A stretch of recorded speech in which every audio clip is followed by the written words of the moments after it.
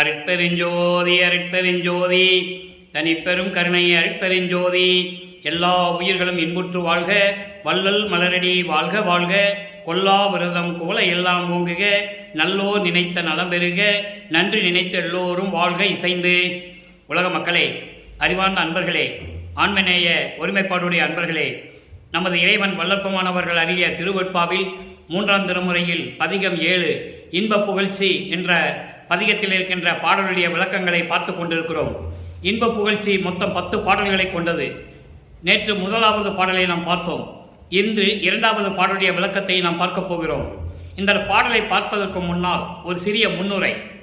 இதுவரையிலும் நாம் 3ஆம் திருமுறையில் பார்த்த பாடல்களுடைய ஒரு சுருக்கம். ஏன்னா அந்த சுருக்கத்தை சொன்னால்தான் உங்களுக்கு பாடலுடைய விளக்கம் புரியும். வல்லப்பமானவர்கள் அருட்பெருஞ்சோதி ஆண்டவரால் வருவிக்க உற்று 200 ஆண்டுகள் கடந்து விட்டன. இந்த 200 ஆண்டுகளிலும் சமயங்களும் மதங்களும் மார்க்கங்களும் சூழ்ந்து கொண்டிருக்கின்றன. அந்த காலகட்டங்களில் சமயங்களும் மதங்களும் மார்க்கங்களும் சூழ்ந்திருந்த காலகட்டங்களில் வல்லப்பமானவர்கள் ஒரு தாயின் வழியாக இந்த மண்ணுலக்கு வருவிக்க விட்டார்கள்.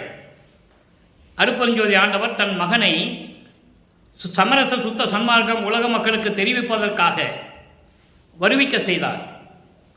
அந்த நேரத்தில் இருக்கும்போது சமயங்களும் மதங்களும் மார்க்கங்களும் சூழ்ந்திருந்த காலகட்டங்களில் தன் மகனை அதில் ஈடுபட செய்து, சமயங்களிலும் மதங்களிலும் மார்க்கங்களில் ஈடுபட செய்து, அந்த அனுபவங்களை பெற்ற பிறகு அதெல்லாம் பொய் என்று பொய் என்று சொல்லி சமரச சுத்த சன்மார்க்கத்தை தன் மகனிடம் ஒப்படைக்கிறார். இதுதான் கான்செப்ட். அது வரைக்கும் ஒவ்வொரு பாடலிலும் தியாகராஜ பெருமானை எப்படியெல்லாம் வணங்குகிறார் என்பதையும் எப்படியெல்லாம் போற்றி புகழ்கிறார் என்பதையும் நாம் பார்த்து கொண்டிருக்கிறோம். இன்ப புகழ்ச்சி என்பது இறைவனுடைய பேராற்றலை புகழ்ச்சி புகழ்ந்து சொல்லுவது. அப்படி புகழ்ந்து சொல்லுவதனால் ஏற்படும் இன்பம் இருக்கிறதே, அந்த இன்பம் எப்படி இருக்கும் என்பதை உலக மக்களுக்கு தெரிவிக்கிறார். நல்லா கவனிச்சிக்கணும். அந்த காலகட்டத்தில் வல்லற்பெருமானுக்கு சுத்த சன்மார்க்கம் தெரியாது. அருட்பெருஞ்சோதி ஆண்டவர் யாருன்னு அவருக்கு தெரியாது. 9வது ஆண்டில் ஆட்கொண்ட பிறகு அவர் மறைந்து விடுகிறார். அப்போ இவருடைய மறைப்பு நிலை மட்டும் நீங்குகிறதே தவிர இறைவன் யார் என்று அவருக்கு தெரியாது. அருட்பெருஞ்சோதி ஆண்டவர் யாருன்னு அவருக்கு தெரியாது. சுத்த சன்மார்க்கம் யாருன்னு தெரியாது. 9வது ஆண்டில் அவருக்கு தெரியாது. அப்போ அந்த நிலையில் இருக்கும்போது திருவெற்றியூருக்கு செல்லுகிறார். சமயங்களும் மதங்களும் மார்க்கங்களும் சூழ்ந்திருந்த காலகட்டங்களில் எப்படியெல்லாம் மக்கள் வழிபட்டார்கள் அதையும் இவர் பின்பற்றுகிறார். இதில் எந்த விதமான மாற்றம் இல்லை. அதே நேரத்தில் சமரச சுத்த சன்மார்க்கத்தை பெற்ற பிறகு அதெல்லாம் தேவையில்லை என்று உலக மக்களுக்கு தெரிவிக்கிறார். நான் கடவுளாகவே வருவிக்க உற்றவன், இறைவனாகவே இருந்து கொண்டிருக்கிறேன் என்று சொல்லி சுத்த சன்மார்க்கத்தை பெற்ற பிறகுதான் சொல்லுவார். அதை நீங்கள் நல்லா புரிஞ்சுக்கணும். இப்போ இந்த பாடலை பார்க்க போகிறோம். நல்லா கவனிங்க. இந்த ஈஸ்வரன், சிவபெருமானு, நடராஜ, தியாகராஜ பெருமானு, சொக்கநாதன், மகாலிங்கம் என்னென்ன பேர் வச்சு சொன்னாங்களோ எல்லாருமே ஈஸ்வர தத்துவத்தை கொண்ட மூர்த்திகள். தெளிவாக சொல்றார் வல்லற்பெருமான். அட்ட மூர்த்திகள் என்று சொல்லுவார். ஈஸ்வர தத்துவம் விந்து, நாதம், சதாக்கியம், சுத்த வித்தை, ஈஸ்வரம், இந்த 5 தத்துவங்களை கொண்டவர்கள் தான் சைவ சமயத்தை சேர்ந்தவர்கள். சிவபெருமான் சைவ சமயத்தை சேர்ந்தவன். அந்த இறைவனை அப்படிதான் அழைத்தார்கள். சமயங்களை சார்ந்தவர்கள், மார்க்கத்தை சார்ந்தவர்கள், மதங்களை சார்ந்தவர்கள் எல்லாம் இறைவனை அப்படிதான் அழைத்துக் கொண்டு இருந்தார்கள். அதுதானே உண்மை. அப்போ அவங்களுக்கு சுத்த சன்மார்க்கம் தெரியாது. இந்த நிலையில் இருக்கும்போது வல்லப்பெருமானவர்கள் திருவெற்றியூரிலே இறைவனை பார்க்க செல்லுகிறார். இவரை பார்த்தவுடனே தியாகராஜ பெருமான் மறைந்து விடுகிறார். இவர் தெருவிலே நின்று கொண்டிருக்கிறார். எப்படியும் திருவிழா வீதி இப்படிதானே வரணும், பவனி இப்படிதானே வரணும்னு சொல்லி அங்கே நின்றுட்டு இருக்கார். அப்போ அவருக்கு வருவிக்க உற்று 2வது ஏட்டில் இருந்து கொண்டிருக்கிறார். 17 ஆண்டுகளில் இருந்து 24 ஆண்டுகள் வரை, கிட்டத்தட்ட 25 ஆண்டுகள் வரை 8 ஆண்டுகள் திருவெற்றியூரிலே காத்து கொண்டிருக்கிறார். தினமும் இவரை பார்த்து திரும்பி பார்க்காமல் ஓடுகிறார் தியாகராஜ பெருமான் தெருவழியாக. இவனிடம் மாட்டிவிடக்கூடாது என்பதற்காக இப்படியெல்லாம் நிலைகளெல்லாம் மாறி இனிமேல் நான் திருவெற்றியூருக்கே வரமாட்டேன் என்று சபதம் எடுத்த பிறகு தியாகராஜ பெருமான் இவரை தேடி வீட்டுக்கு வருகிறார். அதையும் பார்த்து கொண்டிருக்கிறோம். அந்த பதியத்தை தான் இப்போ பார்த்து கொண்டிருக்கிறோம். இப்போ இன்றைக்கு இன்ப புகழ்ச்சியிலே பாடலிலே இருக்கின்ற விளக்கம் என்னவென்றால், இறைவன் எப்படியெல்லாம் உருவகப்படுத்துகிறார் இறைவனை. தாய் மகளிடம் சொல்லுவது போல உள்ளத்தை தாயாக வர்ணனை செய்து அந்த உள்ளம் மகளிடம் சொல்லுகிறது. உலகியலிலே சொல்லுவார்கள், தன்னுடைய பெண் தன்னுடைய மகள் ஒருத்தனை காதலித்தால் அவனுடைய நிலையை எடுத்து சொல்லுவாள் தாய்.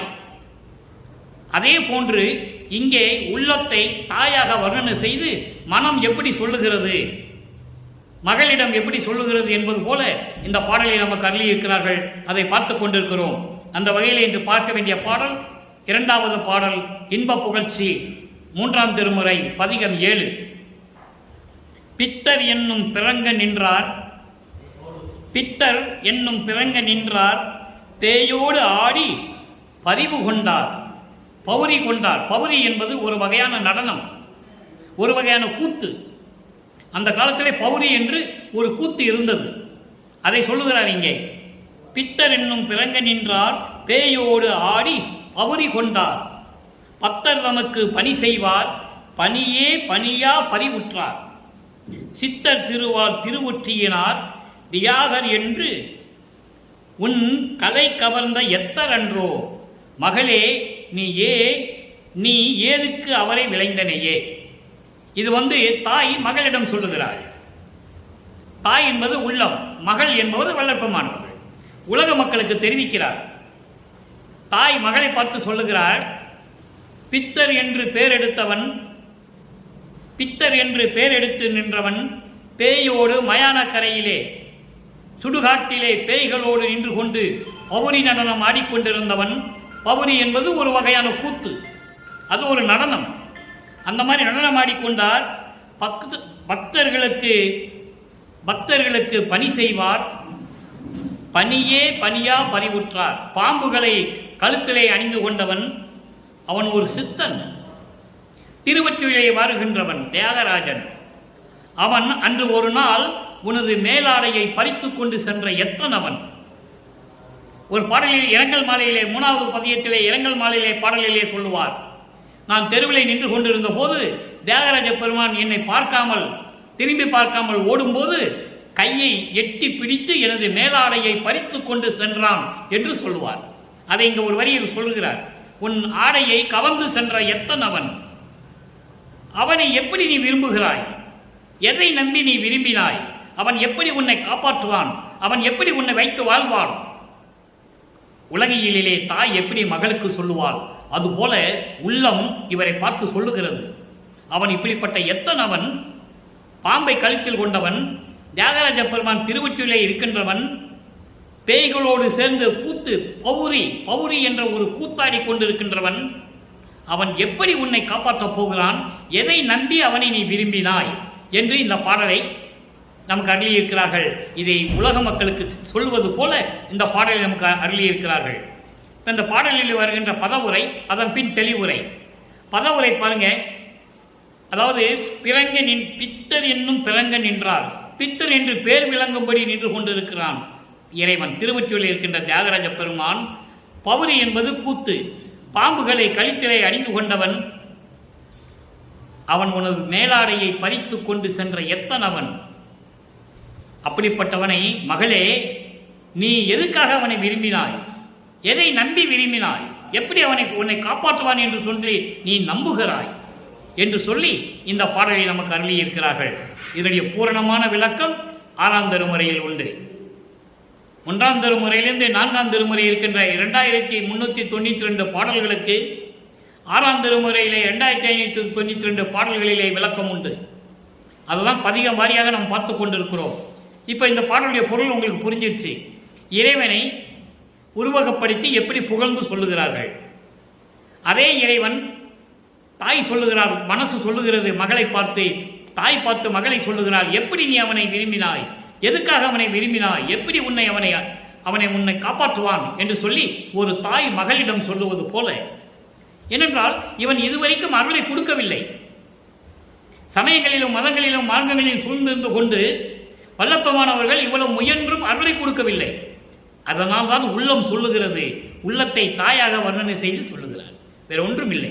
அப்போ அந்த நிலையில் இருக்கும்போது சமரச சுத்த சன்மார்க்கத்தை பெற்ற பிறகு இந்த பாடலுக்கு, இன்ப புகழ்ச்சியிலே 2வது பாடலுக்கு 6ஆம் திருமுறையிலே எப்படியெல்லாம் அருளை பெற்றுக் கொண்டார், சமயங்களும் மதங்களும் மார்க்கங்களும் சூழ்ந்திருந்த காலகட்டங்களில் அவருக்கு தெரிந்தது சிவபெருமான், தியாகராஜ பெருமான், நடராஜன், சொக்கநாதன், மகாலிங்கம், இப்படி தான் அவருக்கு தெரியும்.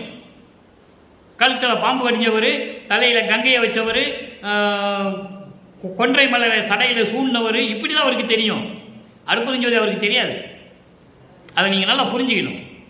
33 ஆண்டுகள் கழித்து இந்த மண்ணுக்கு வருவிக்க உற்று 33வது ஆண்டிலே தன் மகனை மீண்டும் ஆட்கொண்டு சமரச சுத்த சன்மார்க்கத்தை கொடுக்கிறார். அதன் பிறகு அவருடைய நிலை மாறுகிறது. சமயங்களும் மதங்களும் மார்க்கங்களும் பொய் என்று சொல்லுகிறார். திருவொற்பாவிலே அநேக பாடல்களிலே உண்டு. இதை யாரும் மறுக்க முடியாது, மறுத்து சொல்லவும் முடியாது. அது நிச்சயம், சத்தியம். இப்போ 6ஆம் திருமுறையிலே அவர் எப்படியெல்லாம் அருளை பெற்றுக் கொண்டார், அருட்பெருஞ்சோதி ஆண்டவர் எங்கே இருக்கிறார், அவர் என்ன செய்து கொண்டிருந்தார், இப்போ என்ன செய்து கொண்டிருக்கிறார், எப்படியெல்லாம் தன்னை வந்து ஆட்கொண்டார், எப்படி இந்த உலகத்தை இயக்குவதற்கு ஆற்றலை கொடுத்தார், என்னை எப்படி இறைவனாக்கினார் என்ற நிலையை இப்போ நம்ம பார்க்க போகிறோம். நல்லா கவனிக்கிறீங்க. வல்லற்பெருமான் மானிடனாக பிறந்து மானிடனாகவே வாழ்ந்தார்கள் என்று சொன்னார்களே தவிர அவன் வல்லற்பெருமான் அவர்கள் இறைவன் என்று யாரும் சொன்னதில்லை. 200 ஆண்டுகள் கடந்து விட்டது. அந்த அந்த அந்த விளக்கத்திற்கு இப்போ நம்ம பதில் பார்க்க போகிறோம். பாருங்க, அற்புதமாக இருக்கும். நல்லா கவனிங்க. 6ஆம் திருமுறை பதிகம் 26 தற்போதம் இழப்பு. தற்போதம் இழப்பு என்பது மனம் அலை பாய்வதை சொல்லுவது. மனம் அலை பாய்கிறது. காரணம், சமயங்களிலும் மதங்களிலும் மார்க்கங்களிலும் இருந்துவிட்டு இங்கே வரும்போது சுத்த சன்மார்க்கத்தை பெற்ற பிறகு அவருடைய மனநிலை எப்படி இருக்கும், எப்படி பயந்து கொண்டு இருப்பார், அந்த அச்சத்தை எப்படியெல்லாம் அருட்பெருஞ்சோதி ஆண்டவர் நீக்கினார் என்பதை இப்போ நம்ம பார்க்க போகிறோம். தற்போதை இழப்பு. கல் இருந்த மலர் இதழி சடைக்கணினின் வடிவம் கண்டுகொண்டேன் சிறிது. எப்போ? சமயங்களிலும் மதங்களிலும் மார்க்கங்களிலும் இருந்தபோது, அப்போ இருந்தபோது கல் இருந்த மலர் இதழி சடைக்கணி. கல் இருந்த மலர் இதழி சடைக்கணி என்பது புத்தம் புது கொன்றை மலர், தேன் சொரியும் மலர். புத்தம் புதிதாக பூத்து தேன் சொருகின்ற கொன்றை மலரை சடையில் சூடிய உன் வடிவத்தை சிறிதளவு நான் கண்டுகொண்டேன். நல்லா கவனிக்கணும். நீங்க சமயங்களும் மதங்களும் மார்க்கங்களும் சார்ந்த நிலையில் உன்னுடைய சடைமுடியிலே கொன்றை மலர் சூடிய புத்தம் புது கொன்றை மலர், தேன் சூரியும் கொன்றை மலர் சூடிய உன்னுடைய உருவம் இருக்க, அதை நான் கொஞ்சம் பார்த்தேன். அப்ப நான் பார்த்தேன். ஆனா அடியேன்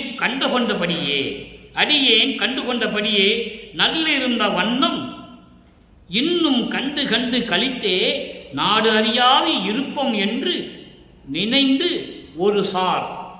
இந்த வரிக்கு விளக்கம் பாருங்க. அப்படி நான் இருக்கும்போது இருளாகிய, அடிமையாகிய, அறியாமையாகிய சமயங்களிலும் மதங்களிலும் மார்க்கங்களிலும் இருந்து கொண்டு நான் உன்னை ஓரளவு கண்டுகொண்டேன். எப்போ? சமயத்தில் இருக்கின்ற இறைவன் எப்படி இருப்பான் என்று நான் கண்டுகொண்டேன். கொன்றைமணி சூடிய சடை கொண்ட இறைவன் இப்படி இருப்பான் என்று ஓரளவுக்கு சிறிதளவு நான் கண்டுகொண்டேன். அப்படி நான் கண்டுகொண்ட பிறகு இதெல்லாம் மாயைகள் நிறைந்த உடனே, மாயைகளெல்லாம் விலகிய உடனே, சரி நம்ம ஏதோ அப்போ இருக்கும்போது நம்ம பார்த்துட்டோம், அப்படியே இருந்துருவோன்னு சொல்லி நான் இருந்தேன். ஆனால் நீ என்ன பண்ண? வீட்டுக்குள்ள இருந்த என்னை கொண்டு வந்து தெருவில் இழுத்து விட்ட.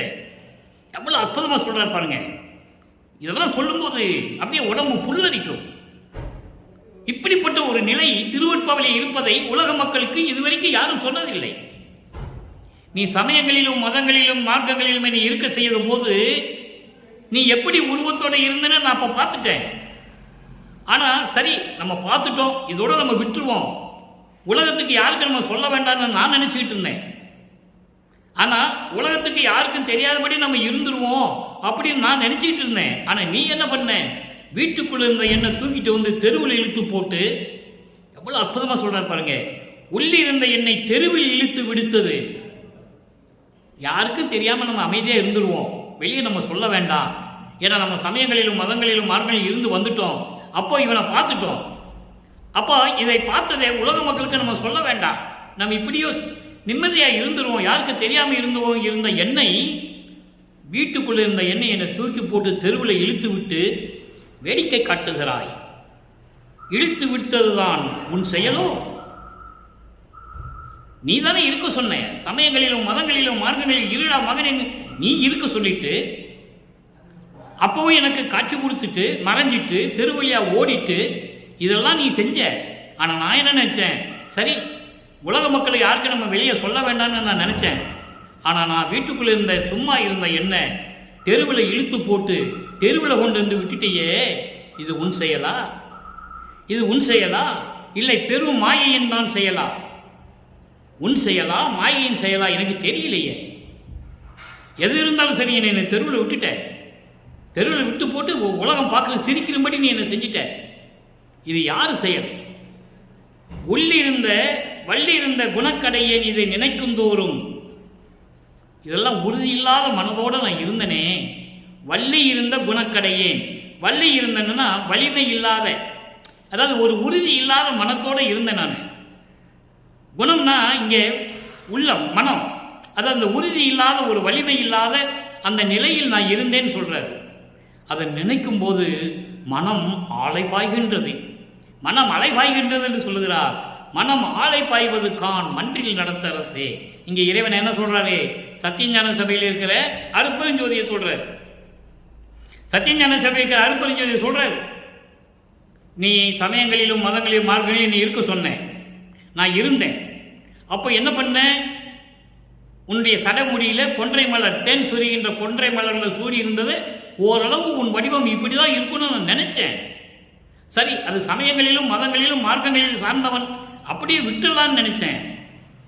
ஆனா என்ன, வீட்டுக்குள்ள இருந்த என்ன, சும்மா இருந்த என்ன தெருவில் போட்டு இழுத்து கொண்டு விட்டுட்டேன். இப்போ நான் உலக மக்களுக்கு சொல்லிதான் ஆகணும். அது ஒண்ணு இல்லை, பொய். அருப்பெருஞ்சோதி தான் உண்மையானவன் நான் சொல்லி ஆகணும். இது தெருவில் இழுத்து கொண்டு போட்டது நீ செஞ்சியா இல்லைன்னா மாயை செஞ்சதா எனக்கு தெரியல. ஆனால் வலிமையற்ற இந்த உறுதியான இந்த உள்ளம் இருக்குதே, இதை நினைக்கும் போது மனம் அலை பாய்கின்றது, மன்றில் நடத்த அரசை என்று சொல்லுகிறார். எவ்வளோ அற்புதம் பாருங்க.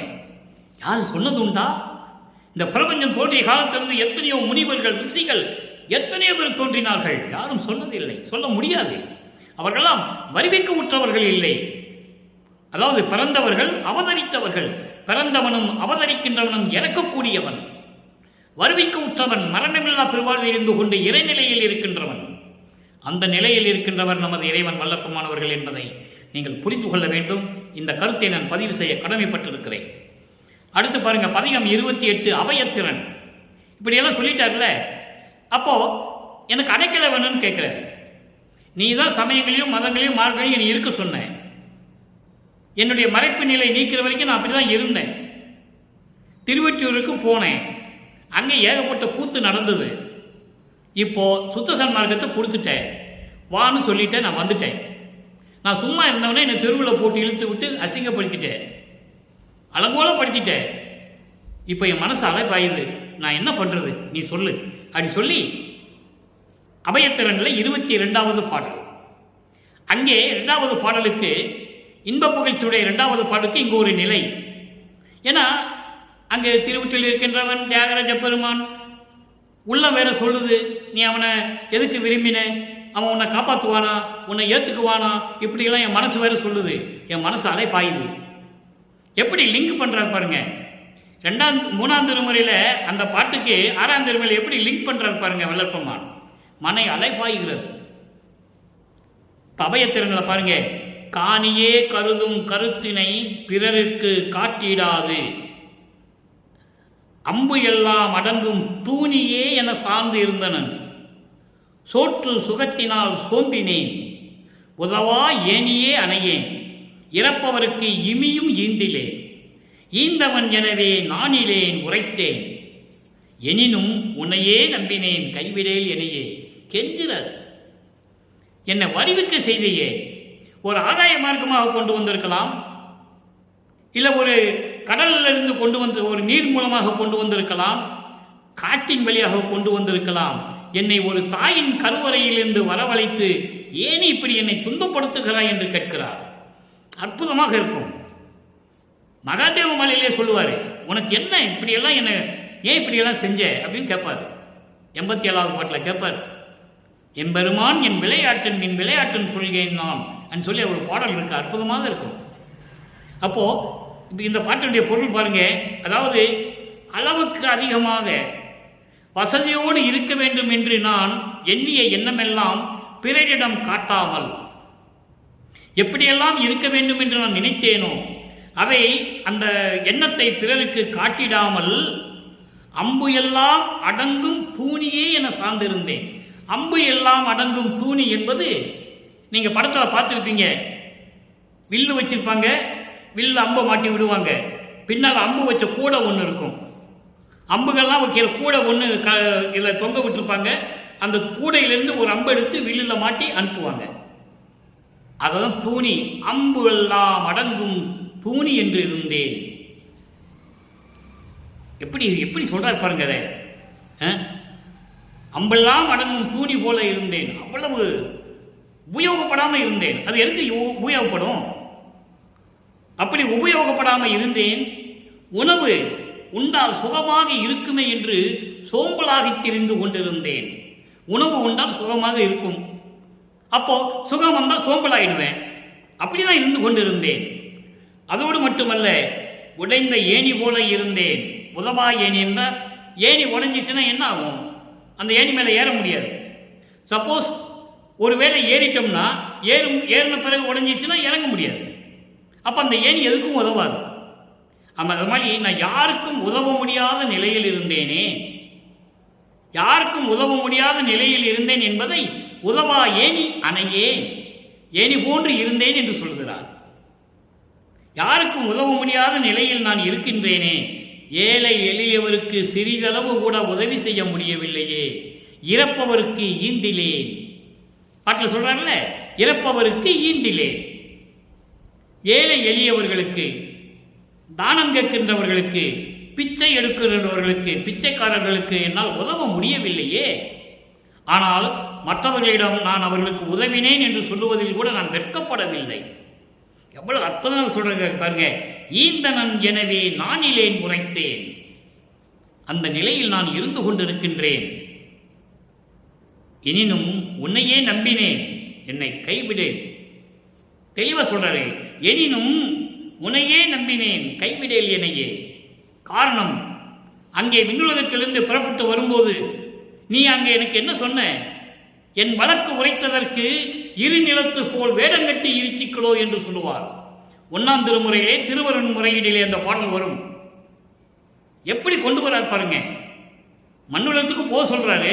மகனே, நீ ஒரு தாயின் வழியாக வருவிக்க வர வேண்டும். அதுக்கு பிறகு தான் சமரச சுத்த சன்மார்க்கத்தை கொடுக்கணும். இந்த சமயங்களும் மதங்களும் மார்க்கங்களும் பொய்ன்னு சொல்லணும். நீ ஒரு தாய்க்கு மகனாக பிறந்து அந்த இன்னொரு பொண்ணுக்கு மாமனாகிடுவே. தெளிவா சொல்ற. அப்ப அந்த வழக்கு உரைத்ததற்கு நீ என்ன சொன்ன? விண்ணுலகத்துக்கு மண்ணுலகத்துக்கு யாருக்கு தெரியக்கூடாது, நீ யாருன்னே தெரியக்கூடாது, நீ வேஷம் மட்டும்தான் போடணும்னு சொல்லிட்டேன். நானும் உன்னை நம்பி நான் இருந்துட்டேன். அப்போ ஒரு தாய் வழியாக கொண்டு வந்தேன், எல்லாம் சரிதான். ஆனால் என்னை மதங்களிலும் மார்க்கங்களிலும் இருக்க செஞ்ச, அப்பவும் இருந்தேன். இப்படியெல்லாம் துன்பப்பட்டேன், உன்னையே நம்பினேன், என்னை கைவிடேன் என்று சொல்கிறார். எவ்வளவு அற்புதமான பாடல் பாருங்க. அடுத்து பாருங்க, அடுத்த ஒரு நிலைக்கு விளக்கம் தனித்திரு அலங்கள். அடுத்த ஒரு விளக்கு பாருங்க. இப்போ அருள் விளக்க மாலையில் ஒரு பாட்டு இருக்கு. அருள் விளக்க மாலை, அருள் விளக்க மாலையில் 3வது பாடல், 2வது பாடல், அதாவது இன்ப புகழ்ச்சியுடைய 2வது பாடலுக்கு அருள் விளக்க மாலையில் ஒரு விளக்கம் இருக்கு. எப்படி சொல்ற பாருங்க. சமயங்களிலும் மதங்களிலும் மார்க்கங்களில் இருக்கும்போது எவ்வளவு துன்பப்பட்டேன் என்று சொல்லுகிறார். அதனுடைய விளக்கம் இங்கே தர பாருங்க, அற்புதமாக இருக்கும்.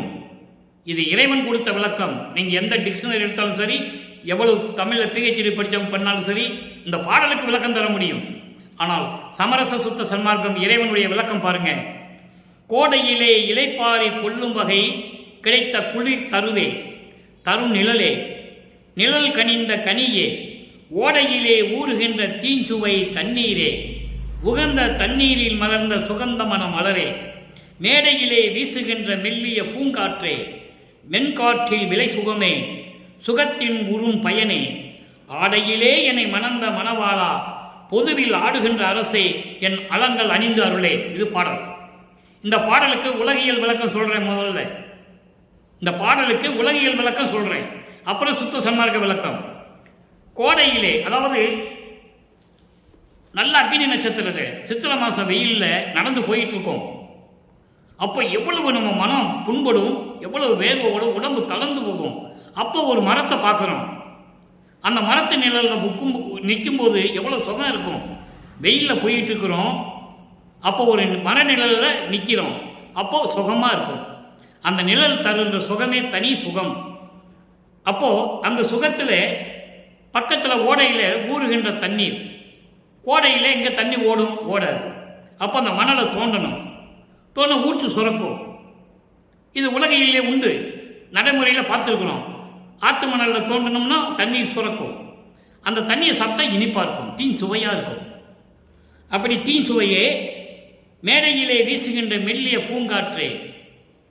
அப்போது ஒரு காற்று வீசுச்சுன்னா எப்படி இருக்கும் உடம்புக்கு? அவ்வளவு இதமாக இருக்கும், அவ்வளவு சுகமாக இருக்கும். ஆடையிலே என்னை மணந்த மணவாளா பொதுவில் ஆடுகின்ற அரசை. ஆடையிலே என்பது விளையாடுகின்ற பருவத்திலே. அந்த 2 வரி மட்டும் தனி விளக்கம். இப்போ சமரச சுத்த சன்மார்க்க விளக்கம் பாருங்க. கோடையிலே இளைப்பாரி கொள்ளும் வகை கிடைத்த குளிர் தருவே. நான் சமயங்களிலும் மதங்களிலும் மார்க்கங்களிலும் சார்ந்திருந்த போது நான் பட்ட துன்பங்கள், அதான் கோடைன்னு சொல்றேன், கோடையிலேன்னு சொல்றேன். நான் பட்ட துன்பங்கள் துயரங்கள் எவ்வளவு இருந்தது. அதை இழப்பாரும் வகையில், அதையெல்லாம் நீக்கும் வகையில் எனக்கு சமரச சுத்த சன்மார்க்கம் என்ற ஒரு மரத்தினுடைய நிழலை எனக்கு கொடுத்து என்னை காப்பாற்றிய இறைவனே, அருட்பெருஞ்சோதியே. சமயங்களிலும் மதங்களிலும் மார்க்கங்களில் இருக்கும்போது எப்படி துன்பப்பட்டு கொண்டிருந்தேன், அதையெல்லாம் நீக்குவதற்கு சமரச சுத்த சன்மார்க்கத்தை கொடுத்து நிழலாக இருந்து என்னை காப்பாற்றிய இறைவனே, அருட்பெருஞ்சோதியே. ஓடையிலே ஊறுகின்ற தீஞ்சுவை தண்ணீரே. ஓடையிலே மணலை தோண்டி எடுக்கும் போது வருகின்ற நீர், ஊற்று நீர் எப்படி தீன் சுவையாக இருக்குமோ அதுபோல எனக்கு அருளமுதை கொடுத்த இறைவனே, அருளமுதம் கொடுத்து என்னை காப்பாற்றிய இறைவனே, உகந்த தண்ணீரிடை மலர்ந்த சுகந்த மணமலரே. அதாவது ஆதியும் அந்தமும் இல்லாமல் சுயமாக தோன்றிய இறைவனே, அருட்பெருஞ்சோதியே.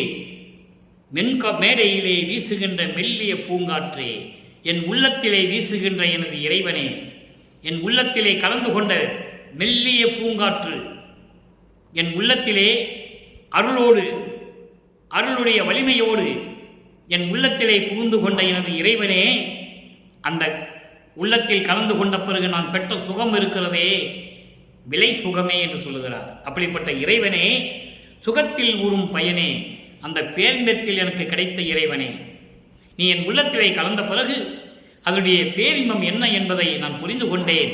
அப்படிப்பட்ட இறைவனே, அருட்பெருஞ்சோதியே. ஆடையிலே என்னை மணந்த மணவாளா. ஆடையிலே என்பது விளையாட்டு பருவத்திலே, விளையாட்டு பருவம் என்பது 9வது ஆண்டிலே. 1வது ஆண்டிலிருந்து 8 ஆண்டுகளுக்குள் எந்த நிகழ்வும் நடக்கவில்லை. ஆண்டாறு 3 ஆண்டில் ஆட்கொண்ட அருள்கடலே என்று சொல்லுவார். 6வது 3ஆம் ஆண்டிலே என்னை ஆண்ட இறைவனே என்று சொல்லுவார். நிறைய இடங்களில் சொல்லுவார். சிறிய வயது தொடங்கி என்னை ஆண்ட, என்னை ஆட்கொண்ட இறைவனே என்று சொல்லுவார். இங்கே ஆடையிலே என்னை மணந்த மணவாளா, விளையாட்டு பருவத்திலே, அதாவது 9வது ஆண்டிலே என்னை ஆட்கொண்ட இறைவனே என்று சொல்லுகிறார்.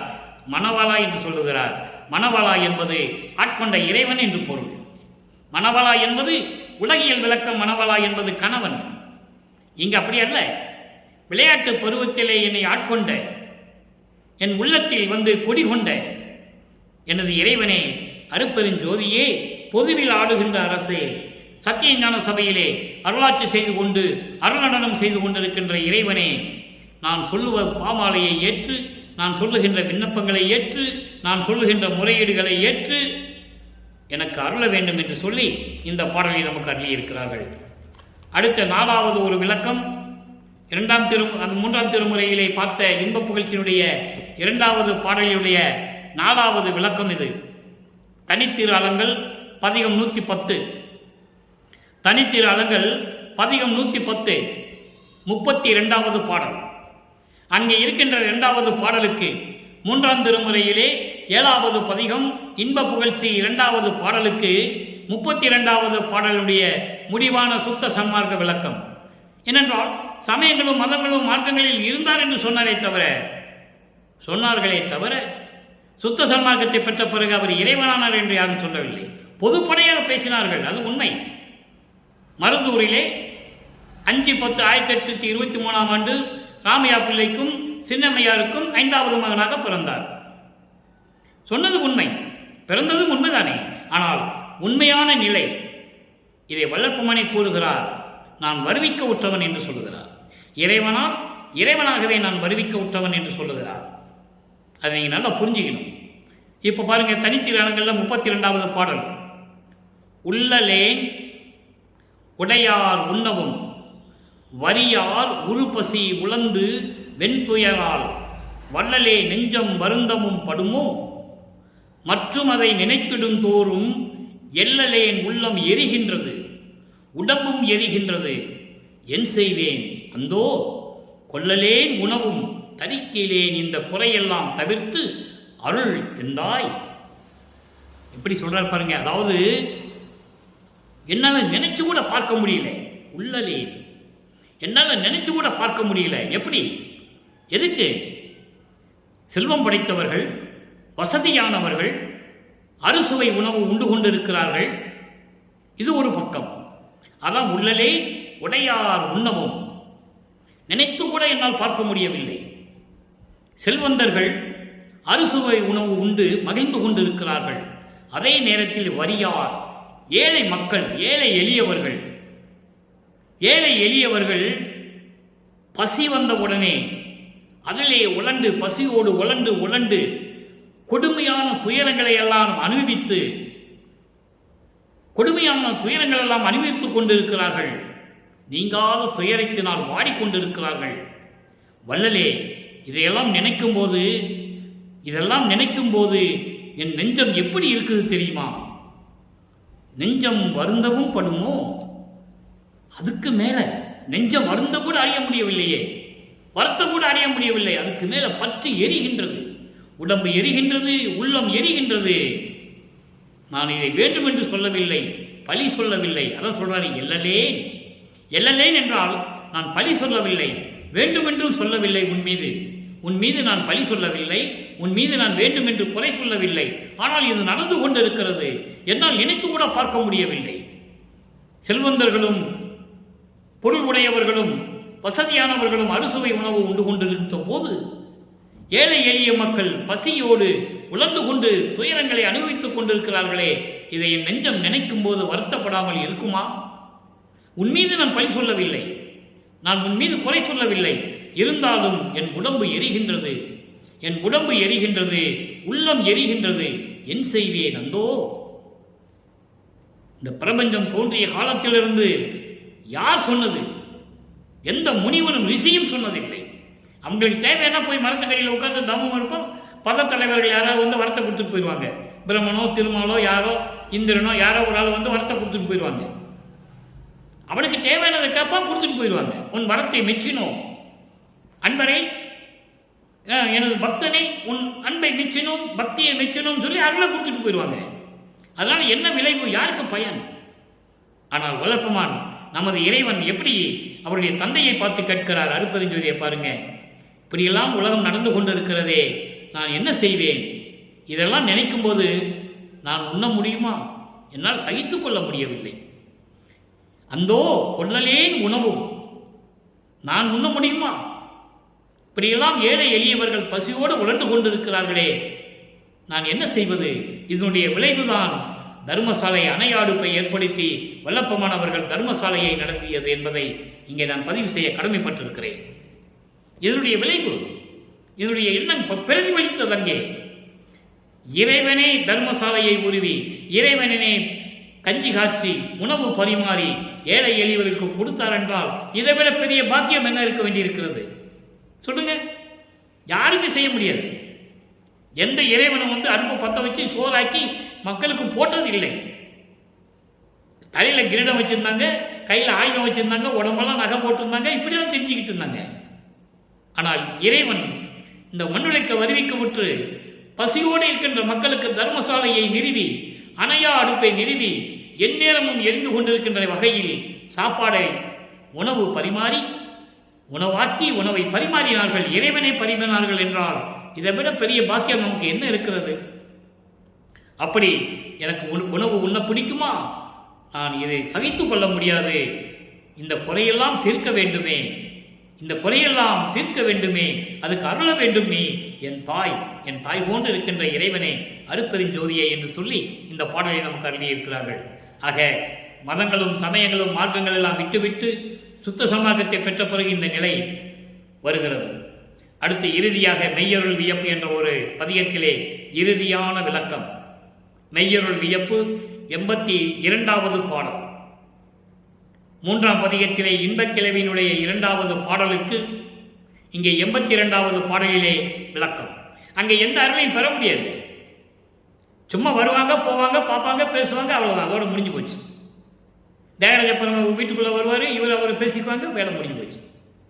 ஆனால் சுத்த சன்மார்க்கத்தை பெற்ற பிறகு மெய்யருள் வியப்பு எப்படி பாருங்க. அச்சம் தீர்த்து, நல்லா கவனிக்கணும் நீங்கள். இந்த அச்சம் தீர்த்து என்பதை பல இடங்களிலே வல்லப்பமானவர்கள் நமக்கு அருளி இருக்கிறார்கள். அச்சம் என்பது பயம். இந்த பயத்தை தான் ஜீவகாருண்ய ஒழுக்கத்திலே வைத்தார். பசி, பிணி, தாகம், இச்சை, எளிமை, கொலை, பயம். என்ன பயம்? சமயங்களையும் மதங்களிலும் மார்க்கங்களிலும் நெறிகளை கண்டு பயப்படக்கூடாது.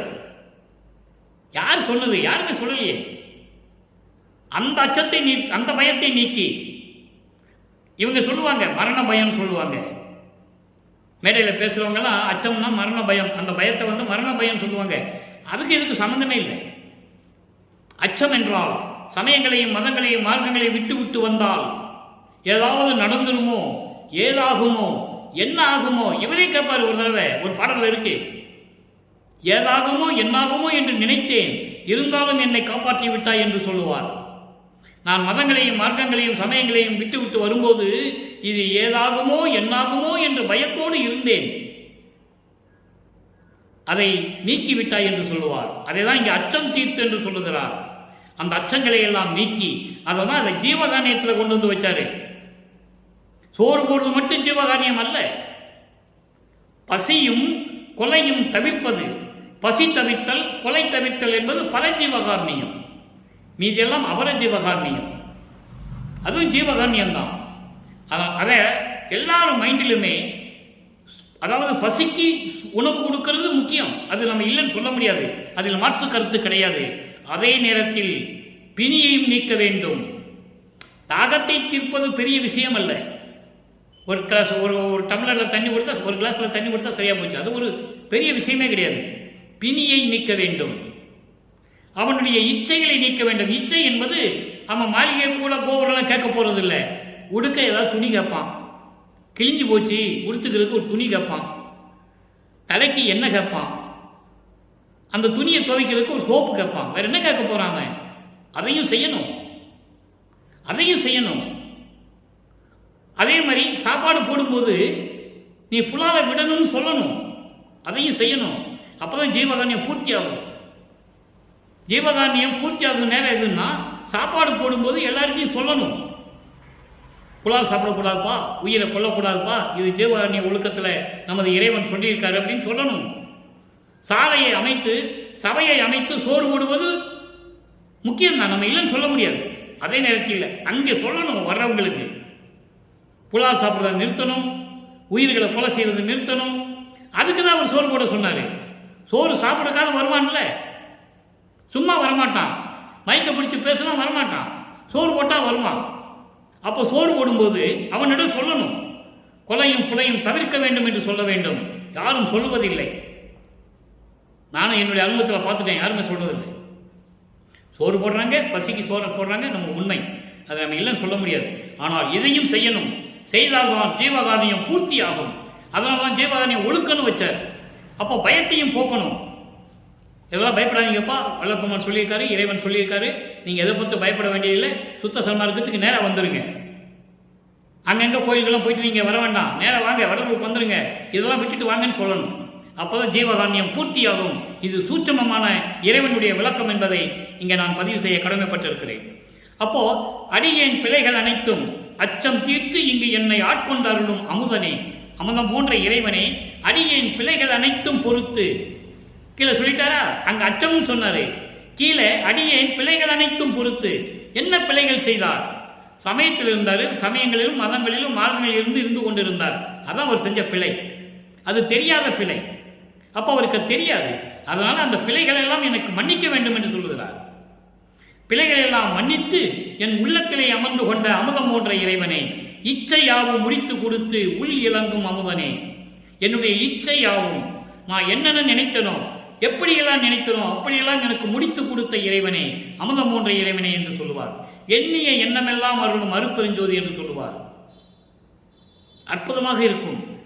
என்றும் இரவா கல்வி அடியனுக்கு ஈந்த குறவனே. குறவனே என்றால் தலைவனே, தலைவனே என்றால் சமரச சுத்த சன்மார்க்க தலைவனே. சமரச சுத்த சன்மார்க்கத்தின் தலைவன் யார்?